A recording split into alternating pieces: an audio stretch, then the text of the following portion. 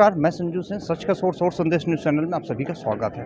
आइए चलते हैं रायपुर पश्चिम, जहां पे पश्चिम विधानसभा के कांग्रेस विकास भाई, जितने भी लोग बैठे हैं सब चाहते हैं इस समय विकास उपाध्याय जी पुनः हमारे इस पश्चिम क्षेत्र से दोबारा चुने जाए।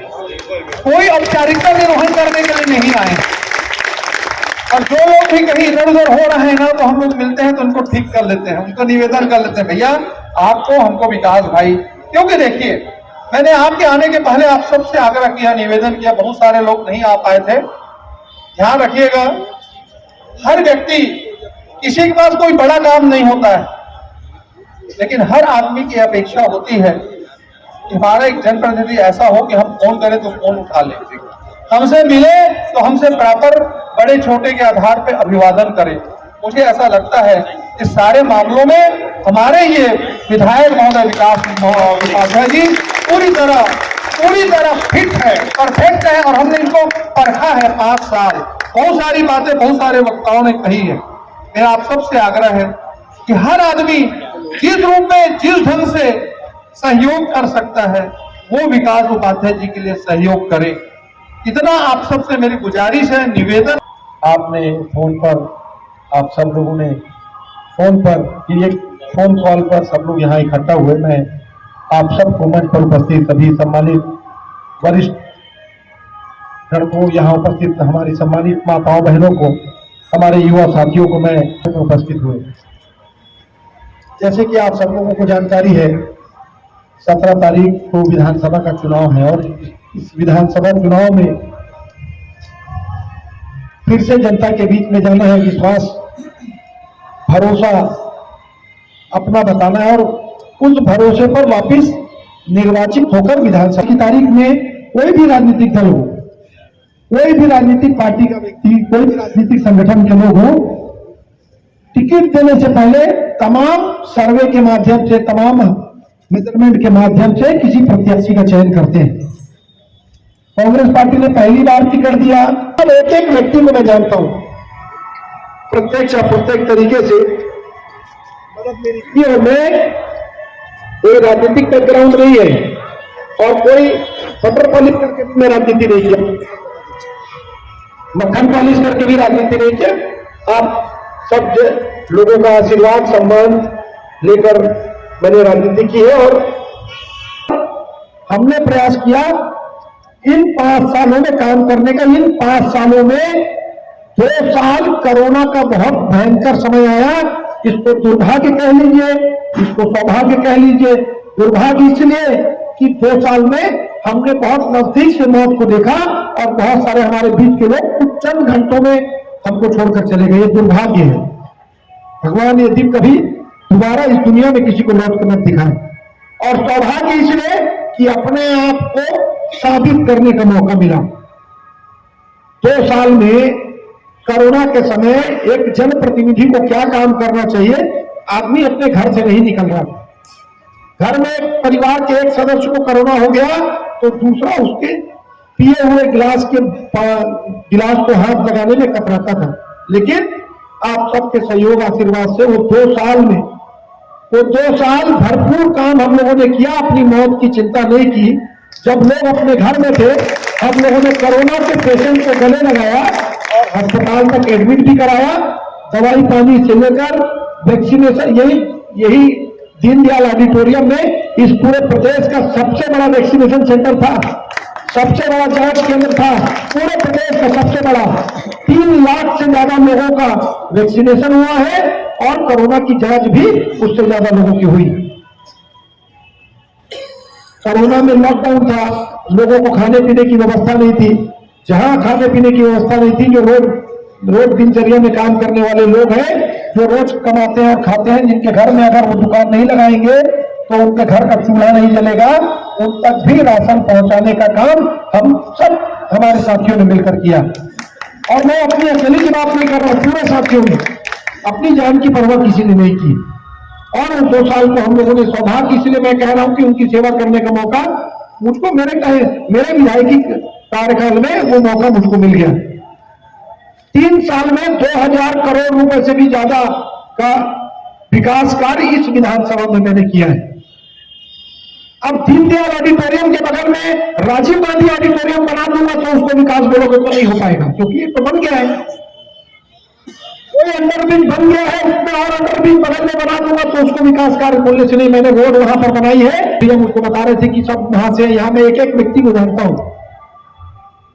हमारा स्ट्रेंथ ही यही है, मेरी क्षमता ही यही है कि मैं ज्यादा से ज्यादा लोगों के साथ संपर्क है, ज्यादा से ज्यादा लोगों से जान पहचान है, और उसी संपर्क में मैं पहला चुनाव लड़ा, उसी संपर्क में दूसरा चुनाव और तीसरा चुनाव भी उसी संपर्क के माध्यम से हम चुनाव। कॉलोनियां बनेगी उतना रोड नाली बनेगा, रोड नाली, बिजली खंभा, सड़क, पुल, पुलिया, मैदान, भवन, ये सब एक चलित प्रक्रिया जो आएगा वो बनाएगा, जिसको मौका मिलेगा वो बनाएगा। आपको भगवान ने 15 साल मौका दिया, आपने बनाया, हमको भगवान ने 5 साल मौका दिया था अभी, और आने वाले दिनों में और मौका मिलेगा तो उससे ज्यादा काम करने के दिखाने की क्षमता है, और उससे ज्यादा काम करके दिखाऊंगा।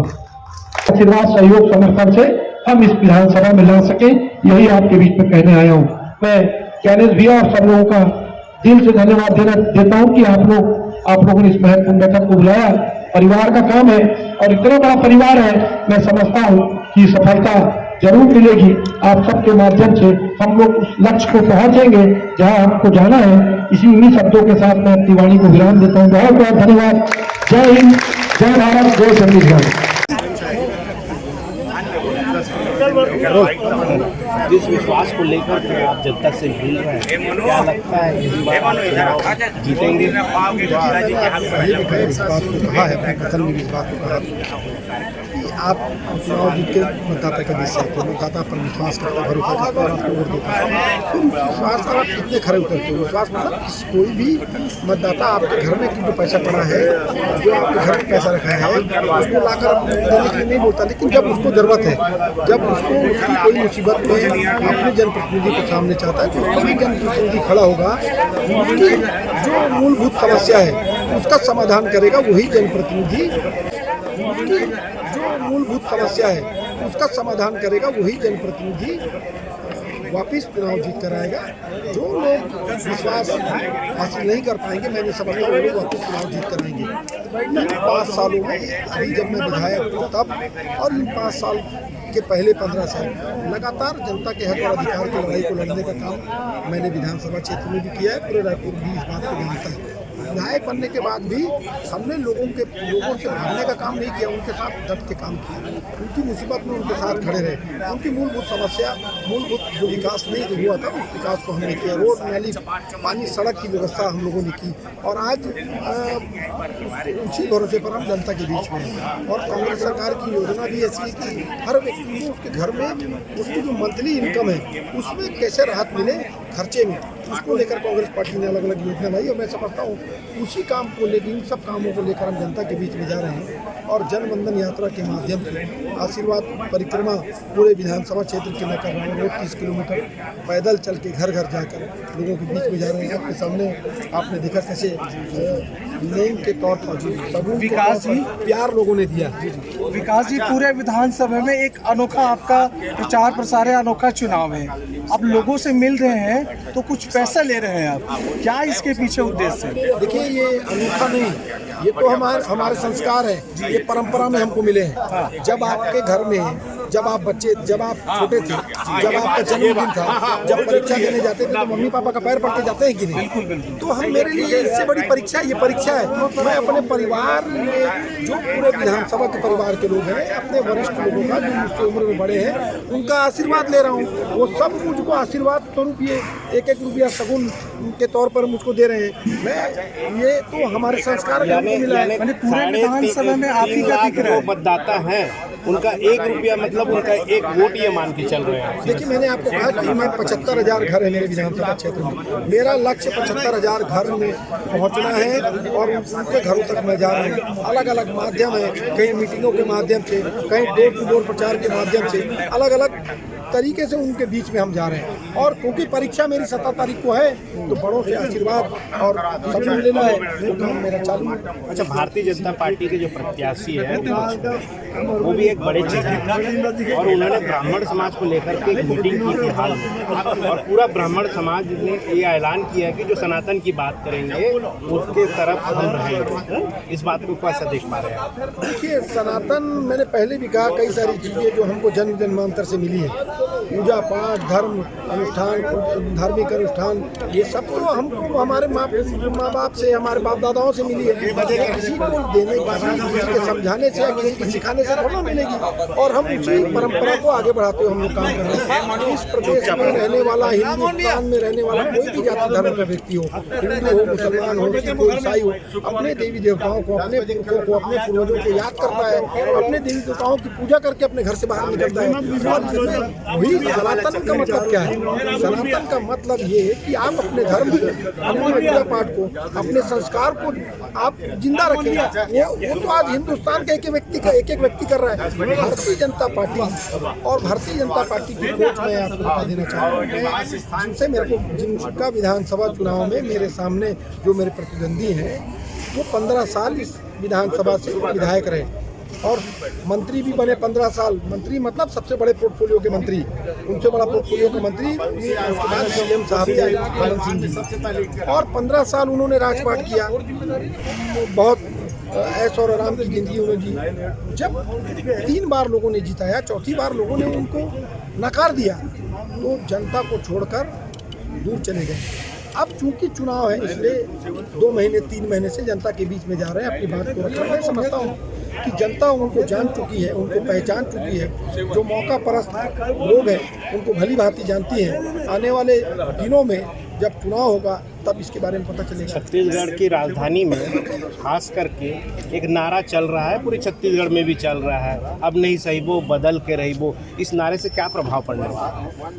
देखिए, भारतीय जनता पार्टी ने इन 5 सालों में जनता के बीच से अपना विश्वास खो दिया, और उनका केंद्रीय नेतृत्व भी इस बात को भली भांति जानता है कि छत्तीसगढ़ में जो जनप्रतिनिधि थे, जो विधायक थे, जो मंत्री थे, उनका भरोसा अब जनता के बीच में नहीं है। अब चुनाव लड़ना है। मैंने आपको कहा, कुछ साल से नहीं, कुछ महीने से भारतीय जनता पार्टी के नेता जनता के बीच में जा रहे हैं, उनको मिसगाइड करने का प्रयास कर रहे हैं, लेकिन जनता जागरूक है। खुद को बदलने की बात कर रहे हैं। देखिए, इसके पहले अमित शाह जी आए थे, जो पिछला चुनाव हुआ, अब की बार 75 पार का नारा उन्होंने दिया था, 14 सीट पर सिलेक्ट करना है। बड़ी बात नहीं करना चाहिए, जो जनता को फैसला करना है सर, जो मतदाताओं को फैसला करना है, उसमें आप भविष्यवक्ता थोड़ी ना है जो आप भविष्यवाणी आपने कर दी 75 पार हम लोग रहेंगे।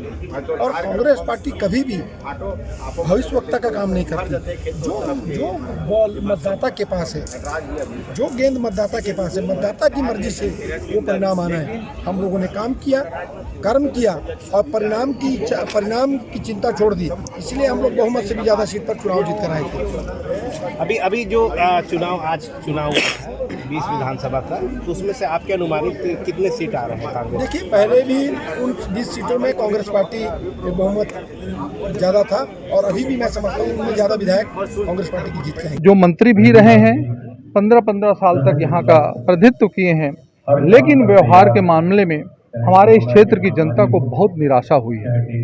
लेकिन वर्तमान जो विधायक है भाई विकास उपाध्याय जी, जिसके बारे में मैं नहीं, पूरे क्षेत्र की जनता नहीं, पूरे प्रदेश की जनता जानती है कि वो कितना सहज है, सरल है, कितना मिलनसार है, कितना सक्रिय है, कितना लोकप्रिय है, कितने लोगों के दुख सुख के सहभागी रहे हैं। ये इस बात के, मैं कोरोना का महामारी जो पीरियड रहा है, जिसमें उन्होंने जितनी इस क्षेत्र की जनता की सेवा की है, वो अद्भुत है, अकल्पनीय है। लोग अपने घर के परिवार के सदस्यों को ऐसे परिस्थितियों में सहयोग करने से कतराते रहे हैं। वैसे परिस्थितियों में उन्होंने न केवल लोगों को घरों से अस्पताल तक पहुंचाया, अस्पताल में बेड की व्यवस्था कराया, जबकि बेड के लिए कितनी मारामारी हुआ करती थी। चौक में, टाडीबंद चौक में खड़ा होकर के लोगों को खाना खिलाना, चप्पल की व्यवस्था कराना, गाड़ी मुहैया कराना, उनको उनके गंतव्य स्थान तक पहुंचाना। मुझे ऐसा लगता है कि वो ऐसा काल था जहां इस पश्चिमी विधानसभा की जनता ने अपने जनप्रतिनिधि को परखा है और यही कारण है कि आज उनके प्रति लोगों के मन में एक विश्वास कायम हो चुका है। आप देख रहे हैं कि एक यहाँ पे जितने भी लोग उपस्थित हैं वो केवल एक बुलावे पे, हमारे एक निवेदन पे यहाँ उपस्थित हुए हैं। हम लोग चाहते हैं कि ये बड़ा विधानसभा है, 3.25 लाख की जहाँ की मतदाता हो, इतने बड़ा क्षेत्र हो, 22 वार्ड हो, तो उनको घूमने में, जनसंपर्क करने में वास्तव में परेशानी होती है। इसको हम लोग सुबह 6 बजे से लेकर के रात के 12 बजे तक उन लोगों के जनसंपर्क में लगे रहते हैं। तो हम लोगों ने सोचा सारे पब्लिक को एक साथ बुला करके क्यों ना हम उनकी बातों को सुने, उनको मार्गदर्शन दें, उनका मनोबल बढ़ाएं और उनको जिस प्रकार से जिस रूप में भी सहयोग हो सकते हैं उनको सहयोग करें। यही सोच के तहत आज हमारे पश्चिम विधानसभा, विशेष रूप से ठाकुर प्यारेलाल वार्ड की जनता यहाँ पे इकट्ठे हुए हैं। अब मुझे पूरा विश्वास है जिस प्रकार से इस विधानसभा में लोगों का सहयोग, स्नेह, प्रेम, आशीर्वाद उनको मिल रहा है, तो मुझे नहीं लगता है, कहीं मेरे को किसी प्रकार का कोई संशय नहीं है। अब मुझे ही नहीं, इस क्षेत्र की जनता को दोबारा वो चुनेंगे और चुने जाएंगे, इसमें उनको किसी प्रकार। यहाँ छत्तीसगढ़ राज्य बनने के बाद शासन से, सरकार से चाहती थी, 15 साल का उनका अपना एक कटु अनुभव रहा है। ये 5 साल का भूपेश बघेल के नेतृत्व वाली सरकार में उनको लगने लगा है कि सही मायने में एक छत्तीसगढ़ियों की सरकार है, छत्तीसगढ़ की जनता के लिए सरकार है, छत्तीसगढ़ के गांव गरीब किसान की सरकार है। और मुझे ऐसा लगता है इससे ज्यादा अपेक्षा, मतलब आप जो आंकड़ा बता रहे हो एक वास्तविक आंकड़ा बता रहे हैं, लगभग वास्तविक आंकड़ा है। 75 पार इस समय कांग्रेस की सरकार। परिचय आप जानते हो मैं ज्ञानेश शर्मा यहाँ का सेवक हूँ, ठाकुर प्यारेलाल वार्ड का पार्षद हूँ, MIC का सदस्य हूँ, योग आयोग का अध्यक्ष हूँ।